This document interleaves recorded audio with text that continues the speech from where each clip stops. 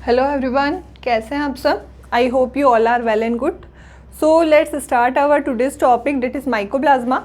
हमने इससे पहले वाले लेक्चर्स में पूरा किंगडम मोनेरा कंप्लीट कर लिया है। आज हमारे पास माइकोप्लाज्मा इस चैप्टर का सबसे लास्ट टॉपिक है। थोड़ा सा रिवाइज करते हैं हमने पढ़ा है मोनेरा। ओके, इस मोनेरा को हमने कितने पार्ट्स में पढ़ा है? इसको हमने पढ़ा है eubacteria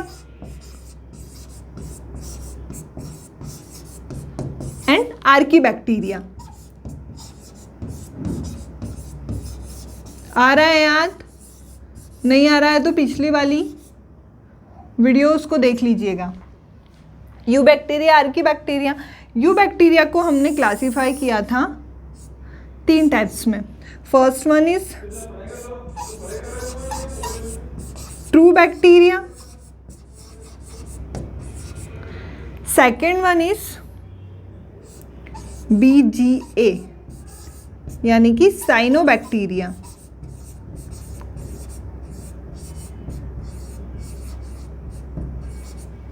and mycoplasma.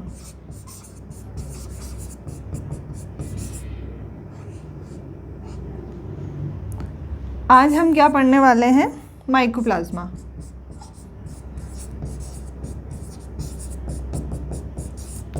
So let's start mycoplasma. Mycoplasma start करने से पहले थोड़ा सा माइकोप्लाज्मा के बारे में बेसिक सी चीज़, जिससे आपको क्लियर हो जाए कि एक्चुअल में आज हम क्या पढ़ने वाले हैं। माइकोप्लाज्मा क्या होता है? ये एक बैक्टीरिया के समान ही जीव है, तभी इसे किसे रखा गया? किंगडम मोनेरा में रखा है हमने। अब जो माइकोप्लाज्मा है वो किसके समान है? बैक्टीरिया के समान है। बैक्टीरिया के समान है मतलब कि एक प्रिमिटिव टाइप का सजीव है। कैसा सजीव है? ये एक प्रिमिटिव टाइप का। ने बैक्टीरिया के समान ही इसमें वो सेल ऑर्गेनल्स प्रेजेंट होंगे जो बैक्टीरिया में प्रेजेंट है। अब यहाँ हम स्टार्ट करते हैं हमारा माइकोप्लाज्मा। अब माइकोप्लाज्मा जो जीव होते हैं वो कैसे होते हैं? Pseudo micro organism. Pseudo micro organism यानी कि इसे हिंदी में कहा जाता है आभासी सूक्ष्म जीव।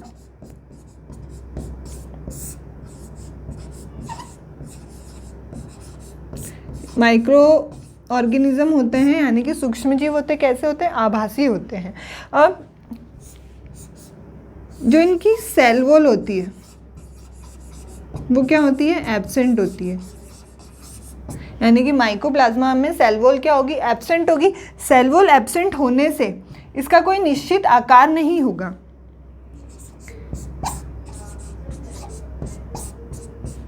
कोई निश्चित आकार नहीं होगा। क्यों आकार नहीं है? क्योंकि सेल वॉल है ही नहीं। अब ये ऐसे सूक्ष्म जीव हैं, हम आप यहाँ पे आप इसको पॉइंट वाइज समझिए।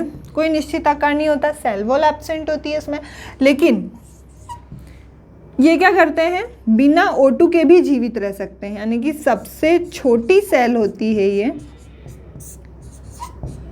जब हमने इस चैप्टर को स्टार्ट किया था तब मैंने आपको बताया था कि सबसे छोटी कोशिका और सबसे बड़ी कोशिका कौन सी होती है। सबसे छोटी जो लिविंग सेल होती है वो कौन सी होती है? माइकोप्लाज्मा होती है। और ये लिविंग होने के बाद भी बिना O2 के जीवित रह सकती है। क्या है? बिना ऑक्सीजन के जीवित रह सकती है। ये इसकी स्पेशलिटी भी बोल सकते हैं हम। अब माइकोप्लाज्मा क्या हो गई? एक लिविंग फॉर्म में सेल है लेकिन बिना O2 के भी जीवित रह सकती है। इसकी कोई आकृति नहीं होती क्योंकि इसमें सेल वॉल एब्सेंट होती। आकृति ना होने से इसे क्या कहा जाता है? पादप जगत का जोकर। पादप जगत का joker, joker of plant kingdom किस वजह से कहा जाता है? क्योंकि इनकी आकृति निश्चित नहीं होती। अगर आकृति निश्चित नहीं है तो ये कैसा होगा? अनियमित आकार का होगा। अनियमित आकार से मतलब कभी अमीबॉइड स्ट्रक्चर को शो करेगा, कैसे भी स्ट्रक्चर को शो करेगा, इसलिए इसे क्या कहा जाता है? पादप जगत का joker, joker of plant kingdom. This is important, exam के पॉइंट ऑफ व्यू से एमसीक्यूज बनेगा इससे। अब हम बात करें आगे, इतना क्लियर हुआ आपको? देखिए माइकोप्लाज्मा,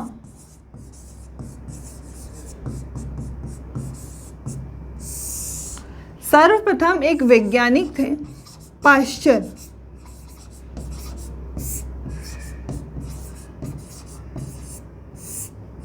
क्या है? पाश्चर एक वैज्ञानिक है। पाश्चर ने जीवों में प्लूरोनिमोनिया, प्लूरोनिमोनिया एक रोग है, एक डिजीज है। प्लूरोनिमोनिया की खोज की, जो कि किससे होता था? माइकोप्लाज्मा से होता था। इस बेस पर उन्होंने इसको क्या नाम दिया? PPLO। PPLO का अगर अपन फुल फॉर्म देखें तो क्या होगा? PPLO का फुल फॉर्म होगा pleuro pneumonia like organism.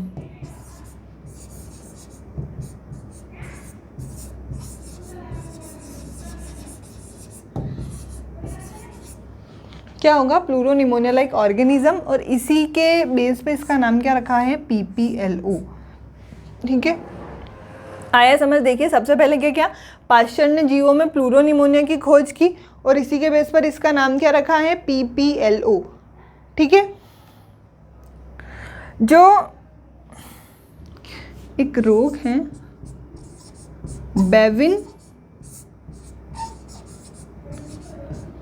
Pleuropneumonia, जानवरों में होता है ये रोग। तो दिस इज इम्पॉर्टेंट, जानवरों में बेविन प्लूरोनिमोनिया रोग होता है। किसकी वजह से? PPLO की वजह से होता है। और PPLO किसकी वजह से होता है? PPLO होता है हमारे माइकोप्लाज्मा की वजह से। अब नेक्स्ट आती है कि माइकोप्लाज्मा है, बैक्टीरिया के सदस्य जीव है, बैक्टीरिया जैसी इसका सेल स्ट्रक्चर होता है। अब बात ये आती है कि माइकोप्लाज्मा पाया कहाँ पे जाता है? यानी बैक्टीरिया हमें पता है सर्वत्र है, कहीं भी मिल सकता है, बट माइकोप्लाज्मा पर्टिकुलर प्लेस पे मिलेगा। कैसे प्लेस पे मिलेगा? जो नमी युक्त जगह है, जहाँ पे नमी है, नमी युक्त जगह पे। अब नमी कहाँ पे होगी? जहाँ पे वाटर की प्रेजेंस होगी वहीं पर नमी होगी। जनरली सॉइल में और सीवेज वाटर में।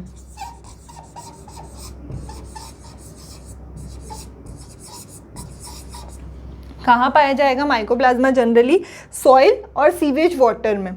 अब माइकोप्लाज्मा को क्या हम आर्टिफिशियल तरीके से बना सकते हैं? यानी कि इसका संवर्धन कैसे किया जाता है? तो इसके संवर्धन को बताने के लिए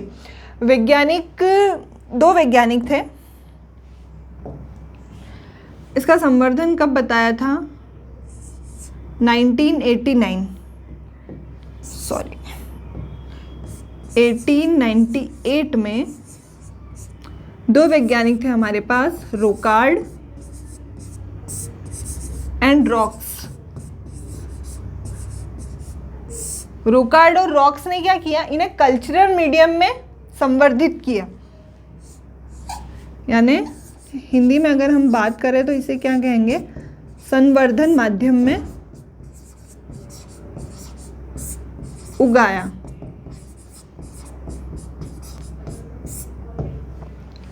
क्योंकि माइकोप्लाज्मा क्या है?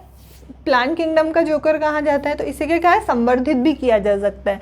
किस बेस पे? संवर्धन माध्यम में। संवर्धन माध्यम के बारे में सबसे पहले किसने बताया था हमें? रोकार्ड और रॉक्स ने बताया था कि इन्हें संवर्धन माध्यम में भी संवर्धित किया जा सकता है, यानी कि उगाया जा सकता है। अब इनकी आकृति तो कोई निश्चित होती नहीं, यानी कि ये कैसा हो सकता है? अंडाकार हो सकता है, गोलाकार हो सकता है, यानी कैसी भी आकृति हो सकती है इसकी, है ना। अमीबॉइड आकृति भी हो सकती है। अब हम देखेंगे इसका स्ट्रक्चर, यानी इसके स्ट्रक्चर को देख के हमें पता चला कि एक्चुअल में माइकोप्लाज्मा क्या होता है, कैसा दिखता है ये। तो देखिए इसके स्ट्रक्चर को देखिए आप, ये हमारे पास है माइकोप्लाज्मा, क्या कहेंगे हम इसे, माइकोप्लाज्मा। मैंने आप लोगों के लिए पहले से ही डायग्राम ड्रॉ करके रखा है ताकि टाइम ना लगे ज़्यादा। देखिए अब मैंने आपको बताया इसमें सेल वॉल क्या होती है, एब्सेंट होती है, लेकिन सेल वॉल की जगह इसमें क्या पाया जाता है, 3 लेयर यूनिट मेम्ब्रेन। ये क्या होगी इसकी, 3 लेयर यूनिट मेम्ब्रेन। इसके अलावा ये बैक्टीरिया के समान जीव हैं, तो इसमें वो सारे सेल ऑर्गेनल्स प्रेजेंट होंगे जो बैक्टीरिया में प्रेजेंट होते हैं। सबसे पहले डीएनए, ये स्ट्रक्चर है डीएनए का। इसके बाद राइबोसोम। राइबोसोम कौन से टाइप का होता है, पहले भी बताया है मैंने आपको, 70S टाइप का राइबोसोम जनरली पाया जाता है इसमें। इसके बाद इसमें होता है प्रोटीन।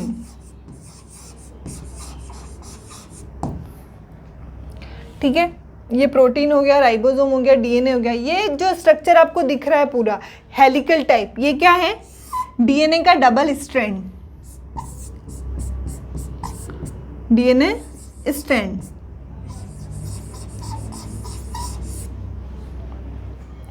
आया समझ।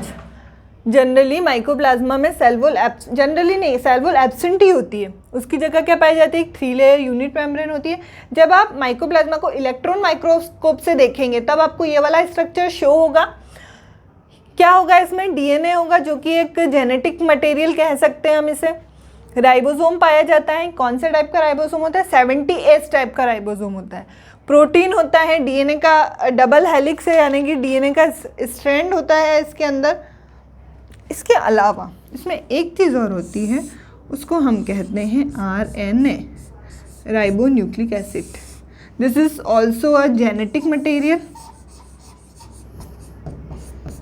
लाइक डीएनए, बट ये जेनेटिक मटेरियल यूजुअली किस में यूज़ आता है, प्लांट्स में यूज़ आता है। लेकिन माइकोप्लाज्मा को क्या कहा जाता है, जोकर ऑफ प्लांट किंगडम, यानी कहीं ना कहीं ये प्लांट से भी रिलेटेड है, इसलिए इसमें क्या पाया जाता है, RNA पाया जाता है। स्ट्रक्चर आया आपको समझ में। इसी स्ट्रक्चर के बेसिस में आपको इसके कुछ जनरल फीचर्स बताती हूँ। देखिए 3 लेयर यूनिट मेम्ब्रेन हो गई है, यानी क्या है ये, अनियमित आकार की। यहीं से आप इसके जनरल फीचर्स भी नोट कर सकते हैं। ठीक है, यहाँ हम हेडिंग डाल देते हैं, जनरल फीचर्स। पहला क्या हो गया, अनियमित आकार का होता है ये, यानी कि इसकी कोई आकृति नहीं होती। सेकंड अगर हम बात करें, अनियमित आकार का है मतलब यूनिसेल्युलर है, ये एक कोशिकीय जीव है। अगर इसकी आकृति निश्चित नहीं है तो ये किसी भी आकृति का हो सकता है। तो इसकी आकृति कैसी होती है, अमीबी, गोलाकार या फिर अंडाकार। अब माइकोप्लाज्मा का मैंने आपको बताया कि हैबिटेट क्या होता है, सॉइल होता है या सीवेज वाटर होता है, नम स्थानों पर रहता है ये। और अगर हम बात करें तो ये कैसा होता है, पैरासिटिक नेचर का होता है, यानी कि क्या होता है, परजीवी होता है।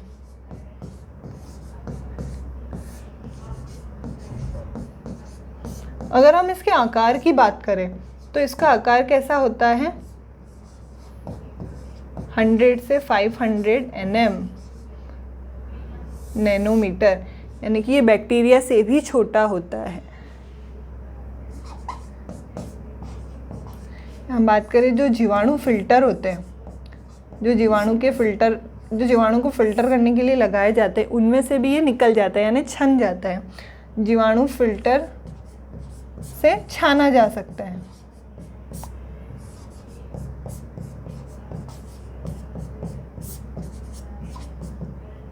अब हम बात करें इसके नेक्स्ट, पहले ये पॉइंट्स देखिए आप, क्या क्या जनरल फीचर्स बताया मैंने इसको आपके। अनियमित आकार का होता है, सेलवोल है ही नहीं तो इसका आकार कैसा होगा, निश्चित हो ही नहीं सकता। अमीबॉइड स्ट्रक्चर हो सकता है इसका, सर्कुलर हो सकता है, ओवल शेप्ड हो सकता है। कैसा होता है इसका नेचर, पैरासिटिक नेचर होता है। एंड इसकी जो आकृति होती है यानी इसका जो साइज़ होता है वो कैसा होता है, 100 से 500 mm का, यानी कि जीवाणु फिल्टर द्वारा भी इसको हम छाना जा सकता है। अब genetic material, DNA and RNA present होता है इसमें।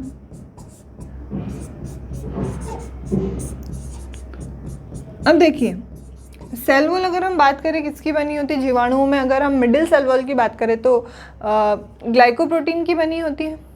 और अगर हम 3 लेयर यूनिट मेम्ब्रेन की बात करें यानी कि माइकोप्लाज्मा की बात करें तो इसकी मेम्ब्रेन किसकी बनी होती है, लाइकोप्रोटीन की। ये भी आप जनरल फीचर में इंक्लूड कर सकते हैं, यहीं पर कर दीजिए कि अनियमित आकार का होता है यानी कि सेल वॉल एब्सेंट होती है इसमें, और किसकी बनी हुई रहती है, जो यूनिट मेम्ब्रेन रहती है वो बनी हुई रहती है लाइकोप्रोटीन की बनी हुई रहती है। ये सारे कैरेक्टर्स क्लियर हुए आपको। इसके बाद हम बात करेंगे कि माइकोप्लाज्मा बैक्टीरिया है, तो कैसा बैक्टीरिया है, एक रोग कारक बैक्टीरिया है। माइकोप्लाज्मा के होने से डिजीज़ बनती है यानी डिजीज़ होती है। तो कौन कौन सी डिजीज़ होती है माइकोप्लाज्मा से, ये देखिए आप इधर देखो। माइकोप्लाज्मा से ह्यूमंस में भी डिजीज़ होती है प्लस एनिमल्स में भी डिजीज़ होती है। सबसे पहले हम ह्यूमन डिजीज़ की बात करेंगे तो ह्यूमंस में होता है प्लूरोनिमोनिया।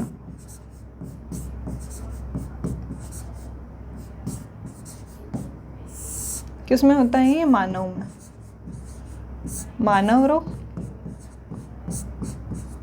कौन सा है सबसे पहले मानव रोग हमारे पास, प्लूरोनिमोनिया।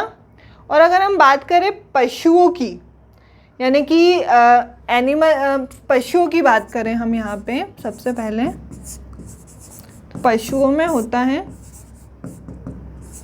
जननांग शोथ रोग।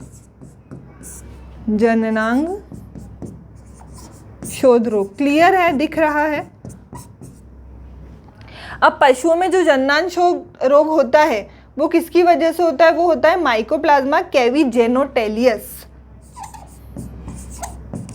माइकोप्लाज्मा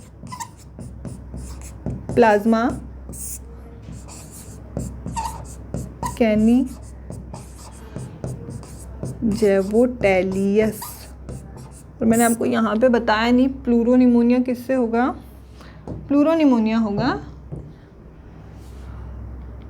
PPLO से, यानी कि माइकोप्लाज्मा प्लूरोनिमोनिया से ही होगा निमोनिया।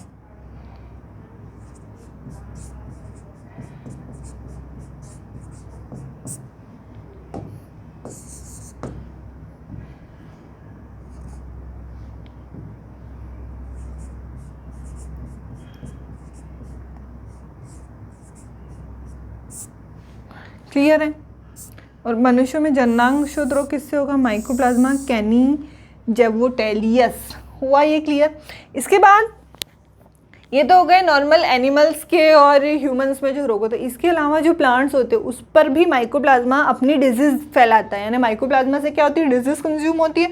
कौन कौन सी डिजीज़ होगी, पर्टिकुलर नेम है, देखिए आप। एक होता है बंची टॉप ऑफ पपाया,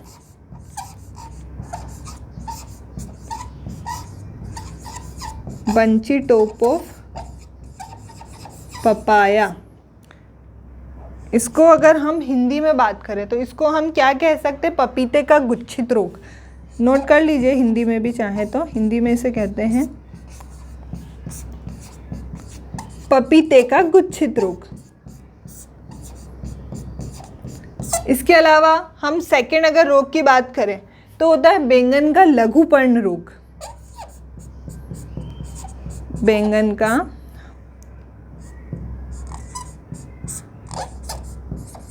लघुपर्ण रोग, ये सेकेंड डिजीज हो गई हमारी। इसको अगर हम इंग्लिश में बात करें तो इसको बोलते हैं लिटिल लिफ disease of brinjal. Little leaf disease of brinjal. हुआ क्लियर? कौन कौन से रोग होंगे? मानव रोग, पशुओं में जननांशोथ रोग और बंचिट of papaya little leaf disease of brinjal. ये हैं जनरली डिजीज। अब बात आती है अगली कि माइकोप्लाज्मा का इम्पोर्टेंस क्या है, यानी कि क्या महत्व है माइकोप्लाज्मा को। तो माइकोप्लाज्मा का ये महत्व है कि ये बिना ऑक्सीजन वाली जगह पर भी जीवित रह सकते हैं, यानी कि जहाँ पे ऑक्सीजन नहीं है वहाँ पर भी क्या होंगे, ये जीवित रह सकते हैं जीवित कोशिकाओं में। और ये ऐसे फिल्टर से निकल जाते हैं जहाँ से जीवाणु नहीं निकल पाते। यहाँ पे हम इसको एक पॉइंट बनाकर ही बात करते हैं। इम्पोर्टेंस,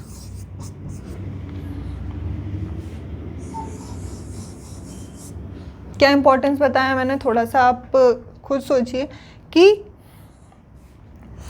बिना ऑक्सीजन वाली जगह पर भी जीवित रह सकते हैं। तो हम इसे ऐसे लिख सकते हैं कि माइकोप्लाज्मा ऐसे जीव हैं जो ऐसी जगह भी वृद्धि कर सकते हैं जहाँ पे जीवित कोशिका नहीं रह सकती। तो हम इसे कैसे लिखेंगे, माइकोप्लाज्मा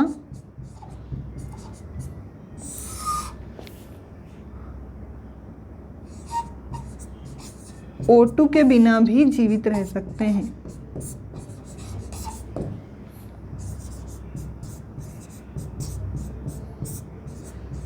O2 के बिना भी जीवित रह सकते, प्लस एक और क्या स्पेशलिटी होती है इनकी कि ये ऐसे फिल्टर में से भी निकल जा सकते हैं जहाँ से जीवाणु नहीं निकल सकते हैं। इसको हम पूरा लिखेंगे क्योंकि हम कोई जल्दी नहीं है। ऐसे फिल्टर से भी निकल सकते हैं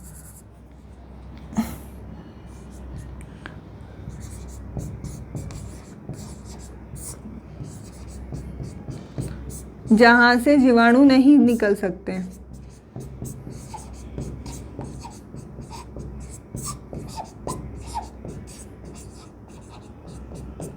अब एक और स्पेशलिटी हो सकती है इसकी। देखिए, हम ऐसा बोल सकते हैं कि जो माइकोप्लाज्मा होता है वो कैसा होता है, बैक्टीरिया सदृश एक जीव बोला है हमने इसको। कैसा दिखता है, बैक्टीरिया के समान दिखाई देता है, लेकिन इसके कुछ कैरेक्टर्स किससे मिलते हैं, वायरस से भी मिलते हैं। यानी कुछ कैरेक्टर्स कैसे होते हैं, वायरस जैसे भी हो सकते हैं। तो हम इसे क्या कह सकते हैं, जीवाणु एवं विषाणु यानी कि वायरस के बीच की संयोजी कड़ी होती है, ये कनेक्टिंग लिंक होती है।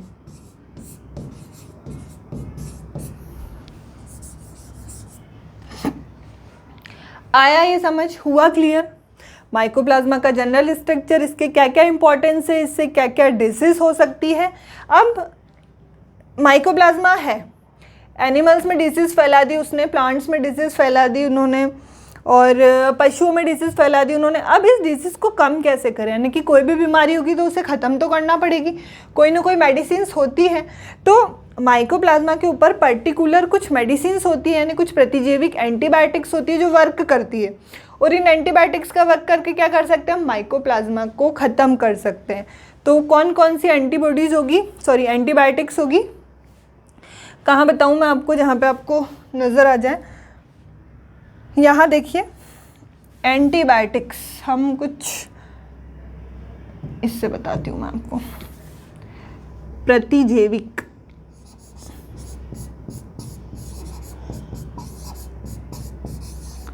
कौन से प्रतिजैविक है, सुन लीजिए, नोट करने में इजी रहेगा। ऐसे प्रतिजैविक जो माइकोप्लाज्मा पर प्रभावी होते हैं, यानी कि जो माइकोप्लाज्मा को ख़त्म कर सकते हैं। एक है हमारे पास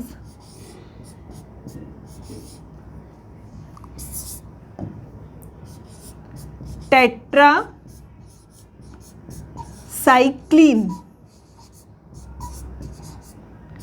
क्या है पहला? टेट्रासाइक्लिन, यानी टेट्रासाइक्लिन ऐसा प्रतिजैविक है जो माइकोप्लाज्मा के ऊपर अपना प्रभाव डालता है। And second one is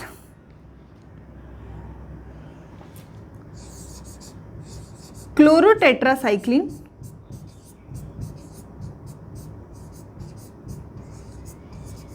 क्लोरोटेट्रासाइक्लिन। हुआ क्लियर? ये दोनों क्या है? प्रतिजैविक है। अब इसे पॉइंट्स बना के लिख सकते हैं।